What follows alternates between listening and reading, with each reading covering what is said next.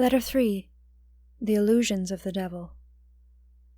To Sister Charlotte Elizabeth Boursier de Monterey, 1735. On Interior Troubles Voluntarily Entertained and Weakness. My dear Sister, for several days past I have had so many letters to write, either for this country or for France, that I have not been able to read your long account. I do not disguise from you that it seemed to me very useless, because God has given me the grace to thoroughly understand your state, without my having the trouble to read all this. However, I have read the most essential part, that against which you have put a particular mark, and it has only confirmed the opinion I had formed of you some time ago. Excuse me, my dear sister, if I insist on the same direction that I have always hitherto given you. Until now you have derived great benefit from having followed it. Why, then, allow yourself to be misguided by the illusions of the devil? I am not speaking to you at random, but with full conviction. Do then believe me, and prove by your docility that the confidence with which you honor me is not a vain pretense. If you really have a good will, if you are sincerely and earnestly resolved to belong to God, you ought to make every effort to maintain yourself in peace, in order not to give the lie to the message of the angels, peace to men of good will. But you must expect that Satan will exert every effort to prevent you acquiring a peace so desirable. I know that, unfortunately, he has but too well succeeded up to now.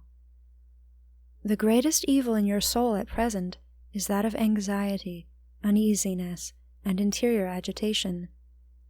This malady is, thank God, not incurable, but as long as it remains unhealed, it cannot but be even more dangerous than painful to you.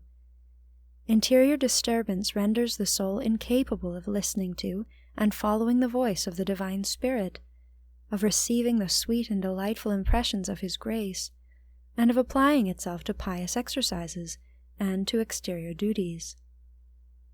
It is the same with such sick and afflicted souls as with bodies enfeebled by fever, which cannot accomplish any serious task until delivered from their malady. And as there is a certain analogy between them, there is also some resemblance between the remedies to be used. The health of the body can only be restored by 3 means: obedience to the physician, rest, and good food. These are, likewise, the 3 means of restoring peace and health to a soul that is agitated, sick, and almost in agony. The first condition for its cure is obedience, a childlike, blind obedience founded on the principle that God, having authorized His priests to guide us, cannot allow those souls to be deceived who, on this account, abandon themselves blindly to their guidance. Before all things, therefore, make your virtue consist in the renunciation of your own judgment, and in a humble and generous intention of believing and doing all that your director judges before God to be expedient. If you are animated with this spirit of obedience, you will never allow yourself voluntarily to entertain thoughts opposed to what has been enjoined you, and you will take good care not to give in to the inclination to examine and scrutinize everything. If, however, in spite of yourself, some thoughts contrary to obedience enter your mind, you must reject them, or better still, despise them as dangerous temptations. The second remedy for your complaint is rest and peace for your soul. To acquire this, you must first of all desire it ardently, and pray to God earnestly for it, and then work with all your might to acquire it. If you wish to know how to set about this task, I will tell you. Be very careful not to allow any thoughts which would bring about uneasiness, sadness, or depression to remain in your mind. These thoughts are, in one sense, more dangerous than temptations to impurity. You must, therefore, let them alone, without dwelling on them. Despise them, and let them fall like a stone into the sea. Resist them by fixing your mind on contrary ideas, and above all, by making aspirations suitable for the occasion, with sighs and interior groanings accompanied by acts of humility. But this struggle, while being energetic and generous, must also be quiet, tranquil, and peaceful, because if it were to be restless, unhappy, ill-humored, and wild, the remedy would be worse than the disease. In the second place, avoid in your actions, whether exterior or interior, all eagerness, hurry, and natural activity. Accustom yourself, on the contrary, to speak, to walk, to pray, and to read, quietly, slowly, without overexerting yourself, no matter for what, not even to repulse the most frightful temptations. You must remember that if these temptations are displeasing to you, that is the best sign that you have not consented to them. As long as the free will feels nothing but horror at, and hatred for, the objects presented to the imagination in these temptations, it is evident that it does not in any way consent to them. Keep yourself, therefore, in peace in the midst of these temptations, as you have done in other trials. First, it only remains, then, to cure the weakness resulting from the fever which torments a soul in trouble. For that, a strengthening diet is necessary, that is to say, to read good books, and to get accustomed to read very slowly with frequent pauses, more to try and take an interest in what you read than to make use of the intellect in reflections on it. Remember the wise saying of Fénelon: "The words we read are like the bark of a tree, but the interest we take in them is like the sap which feeds and fattens the soul."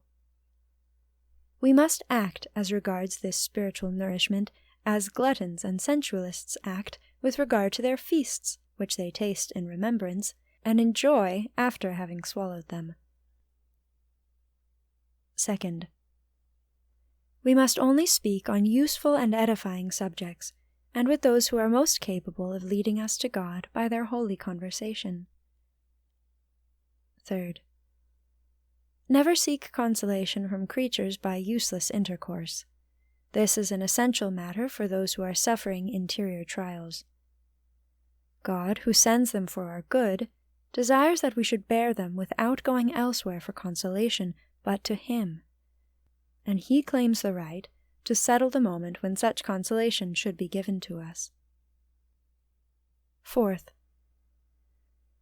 we must apply ourselves, each according to his or her capacity and attraction to interior prayer, but without intense application or strain, keeping very quietly in the holy presence of God, addressing Him occasionally by some interior act of adoration, repentance, confidence, or love. If, however, it is not possible to make such acts, we must be content with the good desire of doing so, for whether for good or evil, desire is equivalent to an act in the sight of God. Bossuet, somewhere in his works, very truly says, "Desire is, with regard to God, what the voice and words are with regard to men." We ask and return thanks by the desires we have, which says everything, and make our petitions known to God much more distinctly than any words could do, or even those interior acts which are called particular and formal. This is what gave rise to the saying that a cry uttered only in the depths of the heart is the same in the sight of Him who sounds all hearts, as a cry that pierces the heavens.